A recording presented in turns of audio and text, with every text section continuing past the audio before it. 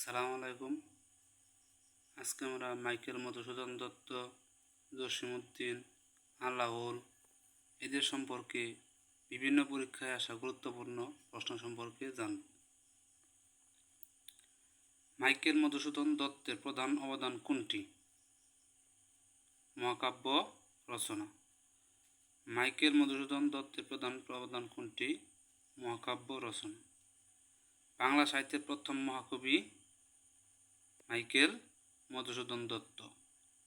বাংলা সাহিত্যের প্রথম মহাকবি মাইকেল মধুসূদন দত্ত। মাইকেল মধুসূদন দত্তের মেঘনাদ বধ কাব্যের উৎস কি? রামায়ণ। মাইকেল মধুসূদন দত্তের মেঘনাদ বধ কাব্যের উৎস কি? রামায়ণ। মাইকেল মধুসূদন দত্তের মেঘনাদ বধ কাব্য প্রকৃতপক্ষে কোন রসের কাব্য? বীর রস। মাইকেল মধুসূদন দত্তের মেঘনাদ বধ কাব্য প্রকৃতপক্ষে কোন রসের কাব্য? বীর রস। বাংলা কাব্যে আধুনিকতার পথিকৃৎ কে? মাইকেল মধুসূদন দত্ত। বাংলা কাব্যে আধুনিকতার পথিকৃৎ কে?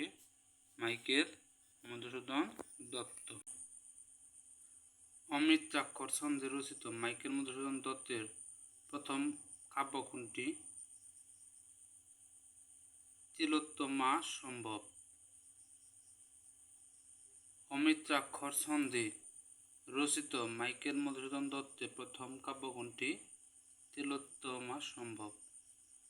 মাইকেল মধুসূদন দত্ত রচিত বীরঙ্গনা একটি পত্রকাব্য। মাইকেল মধুসূদন দত্ত রচিত বীরঙ্গনা একটি পত্র কাব্য। নিম্ন গ্রন্থগুলোর মধ্যে মধুসূদন রচিত কোনটি? মায়া কানন। নিম্ন গ্রন্থগুলোর মধ্যে মধুসূদন রচিত কোনটি? মায়া কানন। চতুর্দশপদী কবিতাবলী কে লিখেছেন? মাইকেল মধুসূদন দত্ত। চতুর্দশপদী কবিতাবলী কে লিখেছেন? মাইকেল মধুসূদন দত্ত।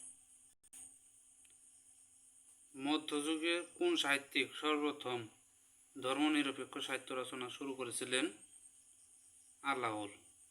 মধ্যযুগে কোন সাহিত্যিক সর্বপ্রথম ধর্মনিরপেক্ষ সাহিত্য রচনা শুরু করেছিলেন? আলাওল। আরাকান রাজসভার শ্রেষ্ঠ বাঙালি কবি কে? আলাওল। আরাকান রাজসভার শ্রেষ্ঠ বাঙালি কবি আলাওল। আলাওলের শ্রেষ্ঠ রচনা কোনটি? পদ্মাবতী। আলাওলের শ্রেষ্ঠ রচনা কোনটি? পদ্মাবতী। আলাওলের পদ্মাবতী কী ধরনের গ্রন্থ? রোমান্টিক প্রেমকাব্য। আলাওলের পদ্মাবতী কী ধরনের গ্রন্থ? রোমান্টিক প্রেমকাব্য। নিচের কোন গ্রন্থটি আলাওলের লেখা নয়? রত্নাবতী। নিচের কোন গ্রন্থটি আলাওলের লেখা নয়? রত্নাবতী। জসিমউদ্দিনের প্রথম প্রকাশিত কাব্যগ্রন্থের নাম কি? রাখালি। জসিমউদ্দিনের প্রথম প্রকাশিত কাব্যগ্রন্থের নাম রাখালি। জসিমউদ্দিনের কবর কবিতাটি প্রথম কোন পত্রিকায় প্রকাশিত হয়? কল্লোল। জসিমউদ্দিনের কবর কবিতাটি প্রথম কোন পত্রিকায় প্রকাশিত হয়? কল্লোল। জসিমউদ্দিনের কবর কবিতাটি কোন ছন্দে রচিত? মাত্রাবৃত্ত ছন্দ। জসিমউদ্দিনের কবর কবিতাটি কোন ছন্দে রচিত? মাত্রাবৃত্ত ছন্দে। মা যে জননী কান্দে কোন ধরনের রচনা? কাব্য। মা যে জননী কান্দে কোন ধরনের রচনা? কাব্য। জসিমউদ্দিনের শ্রেষ্ঠ কাহিনী কাব্য কোনটি? নকশিকাঁথার মাঠ। জসিমউদ্দিনের শ্রেষ্ঠ কাহিনী কাব্য কোনটি? নকশিকাঁথার মাঠ। জসিমউদ্দিনের শিশুতোষ গ্রন্থ কোনটি? এক পয়সার বাঁশি। জসিমউদ্দিনের শিশুতোষ গ্রন্থ কোনটি? এক পয়সার বাঁশি। জসিমউদ্দিনের একমাত্র উপন্যাসের নাম কি? বোবা কাহিনী।